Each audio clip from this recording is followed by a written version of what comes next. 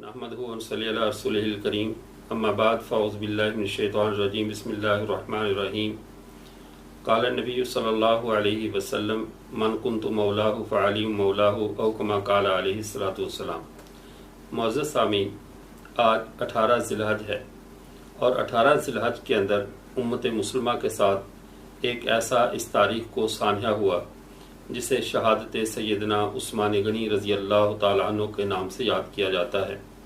سیدنا عثمان غنی رضی اللہ تعالیٰ عنہ کے اسلام میں کیا مناقب ہیں، کیا فضائل ہیں، اس سے بڑھ کر سعادت سیدنا عثمان غنی رضی اللہ تعالیٰ عنہ کے لیے کیا ہوگی کہ آپ صلی اللہ علیہ وسلم نے ان کی خاطر بیعت رضوان لی اور پھر آپ صلی اللہ علیہ وسلم نے اپنے ہاتھ کو عثمان کا ہاتھ قرار دیا، اور آپ صلی اللہ علیہ وسلم کا اپنے ہاتھ کو عثمان کا ہاتھ قرار دینا یہ ان کے لیے ایک بہت بڑی فضیلت ہے کہ ایک ایسی ہستی جو کہ معصوم عن الخطا ہے وہ اپنے ہاتھ کو عثمان کا ہاتھ قرار دے کر ان کی غائبانہ بیعت لی۔ اور سیدنا عثمان غنی رضی اللہ تعالیٰ عنہ چونکہ آپ صلی اللہ علیہ وسلم کے سلسلہ نسب میں نسبی طور پہ رشتہ دار بھی ہیں، اور عبد مناف پہ ان کا جا کر آپ صلی اللہ علیہ وسلم سے حضرت عثمان رضی اللہ عنہ کا شجرہ نسبی مل جاتا ہے۔ لیکن ایک سانحہ اور ہوا اس تاریخ میں، وہ سانحہ یہ تھا کہ آپ صلی اللہ علیہ وسلم نے جو سیدنا علی المرتضیٰ رضی اللہ تعالیٰ عنہ کی شان بیان کرنے کے لیے امت کے دلوں میں ان کی محبت اور مودت کو پیدا کرنے کے لیے بلکہ بڑھانے کے لیے جو بات ارشاد فرمائی تھی، اس سے بہت سے لوگوں نے غلط مطلب اخذ کیا اور امت مسلمہ کو گمراہی کے راستے پہ ڈالنے کی کوشش کی۔ آپ صلی اللہ علیہ وسلم جب حج کے موقع سے واپس آ رہے تھے تو غدیر کے مقام پہ یہ ایک ایسا کنواں ہے کہ جہاں جو مدینہ کے بالکل قریب ہے، اور جب مسلمان حج کرنے کے بعد مختلف علاقوں کے لوگ اپنے اپنے علاقوں میں واپس چلے جاتے ہیں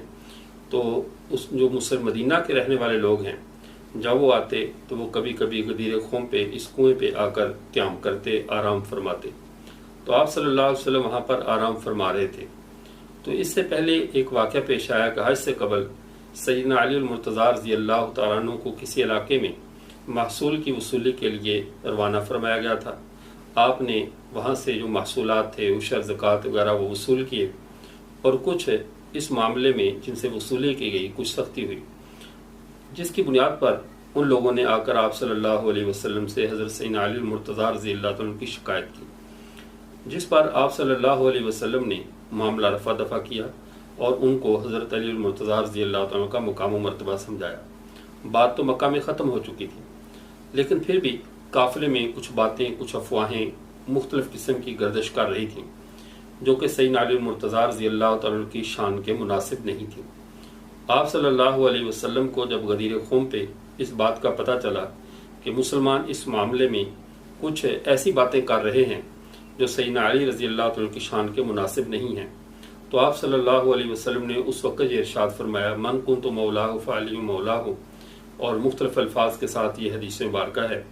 کہ جس کا میں دوست ہوں اسے چاہیے کہ وہ علی کو بھی اپنا دوست رکھے۔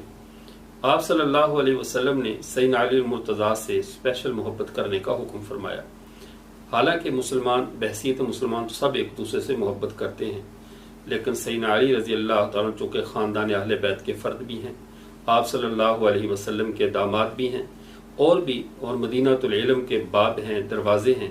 اور بھی ان کو آپ صلی اللہ علیہ وسلم سے بہت سی مبارک نسبتیں ہیں، جس کی بنیاد پر آپ نے ان سے محبت کرنے کا حکم دیا۔ اس حدیث مبارکہ کے ارشاد فرمانے کے بعد حضرت عمر رضی اللہ تعالیٰ عنہ، حضرت ابوبکر صدیق رضی اللہ تعالیٰ عنہ نے باضابطہ حضرت علی المرتضیٰ رضی اللہ تعالیٰ عنہ کی اس بات کی مبارکباد دی، جس کو مسند احمد بن حنبل میں امام احمد بن حنبل رحمہ اللہ نے بھی نقل کیا، اور دیگر محدثین نے بھی اسے بیان فرمایا، اور مبارک دیتے ہوئے کہا اے علی تجھے مبارک ہو، اے ابن طالب کے بیٹے تجھے مبارک ہو کہ آج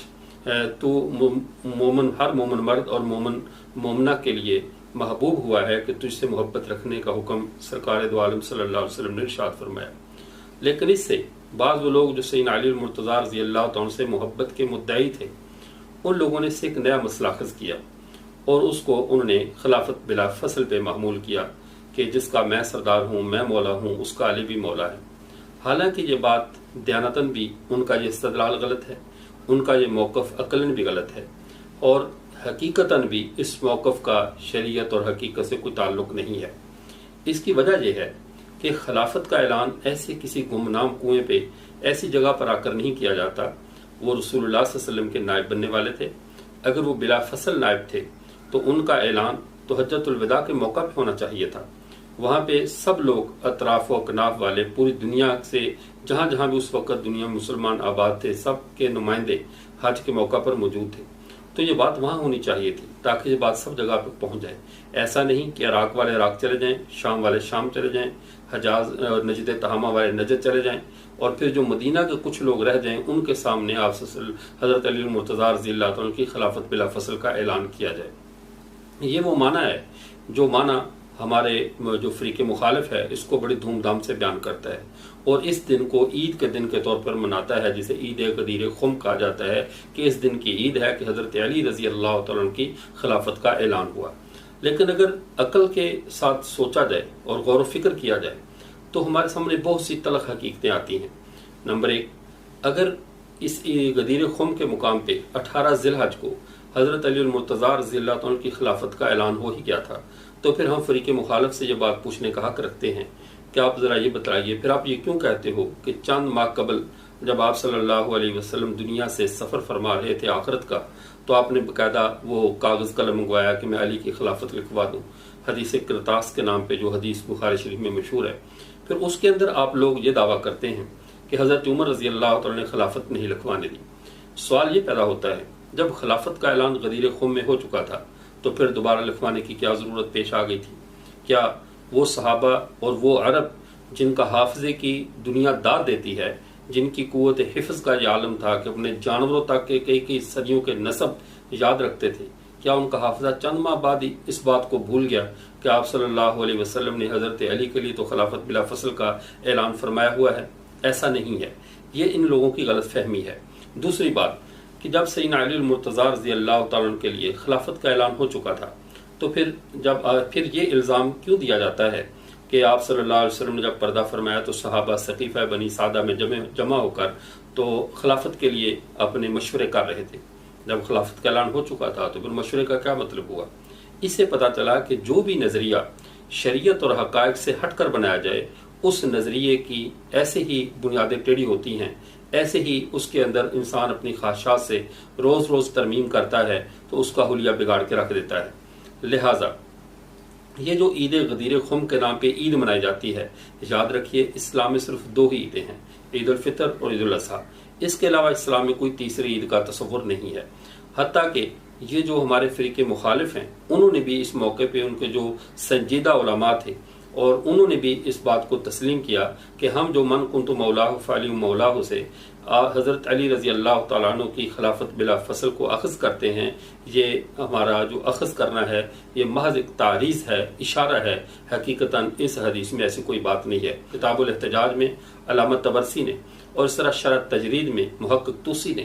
یہ دونوں اثنا عشری علماء ہیں، ان دونوں نے اس بات کو لکھا ہے، باقاعدہ صراحت کی ہے کہ اس حدیث مبارکہ میں جو حضرت علی رضی اللہ عنہ کی خلافت ہے اس کو ہم تعریضاً تو کہتے ہیں، دلالتاً نہیں، کہ اس حدیث میں کوئی بھی خلافت پہ دلالت نہیں پائی جاتی۔ محقق طوسی نے تو یہاں تک لکھا کہ اس روایت میں اختلاف ہے کہ یہ روایت آیا خلافت علی بلافصل کی دلیل بنتی بھی ہے یا نہیں۔ تو یہ عید غدیر کہاں سے آ گئی؟ یاد رکھیے اسلام کے اندر اس عید کا چونکہ قرون اولیٰ کے 350 سالوں میں کوئی تصور نہیں تھا،